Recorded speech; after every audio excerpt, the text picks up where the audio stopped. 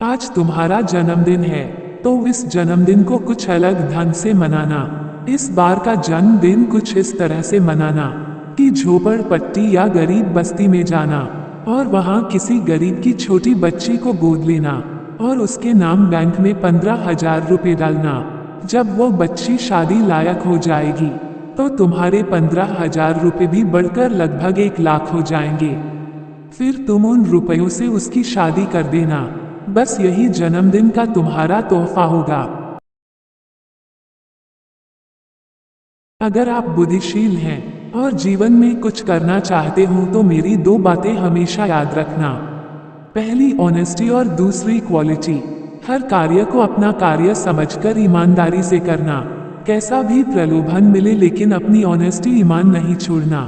और दूसरी quality. Quantity महत्वपूर्ण नहीं है, क्वालिटी महत्वपूर्ण है। तुम्हारे हर कार्य में एक क्वालिटी हो और वही तुम्हारी पहचान हो। ऑनेस्टी रखने वाला और क्वालिटी देने वाला व्यक्ति जिंदगी में कभी फेल नहीं हो सकता। आपको अपने धन, मकान, सुंदरता पर अगरूर है तो आप मेरी सलाह मानिए। आप कुछ दिनों के लिए मुंबई हो आए। वहाँ एक से एक धनपति, बड़े बड़े बंगले और स्वर्ग जैसी सुंदरता को देखकर आपका अगरूर खुद ब खुद चला जाएगा और आप ऐसे वापस आओगे जैसे बिल्ली अभी अभी नहाकर आई हो। अगरूर किस बात का? आदमी पैदा होता है तो उसका वजन 2.5 किलो का होता है और मरता है तो उसकी चिता की राख भी 2.5 किलो की होती है।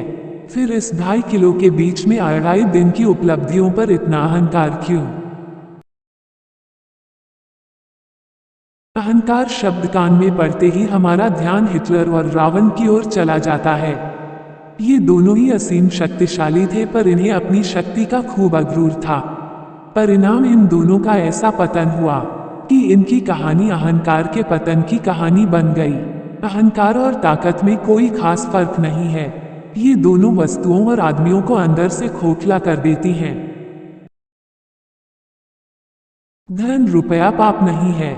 धन रुपये के प्रति आसक्ति रखना पाप है। अटैची पाप नहीं है, अटैची के प्रति अटैचमेंट पाप है। जीभ की तरह निर्लेप रहना सीखिए। जीभ अनेक वस्तुओं के संपर्क में आती है लेकिन उनके साथ अटैचमेंट नहीं रखती। घी खाने पर वह चिकनी और मिठाई खाने पर वह मीठी नहीं होती।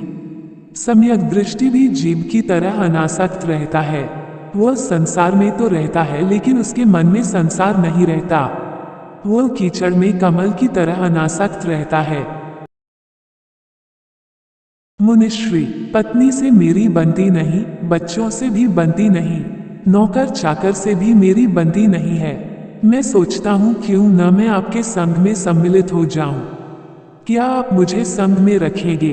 मैंने कहा, तुम्हारी पत्नी से बनती नहीं, बच्चों से बनती नहीं, नौकर चाकर से भी नहीं बनती, तो फिर मुझ तरुण सागर से बन जाएगी इसकी क्या गारंटी है? क्योंकि मेरा तो तुमसे दूर दूर का कोई रिश्ता नहीं। स्थान बदलने से कुछ नहीं होगा, अपना स्वभाव बदलना होगा।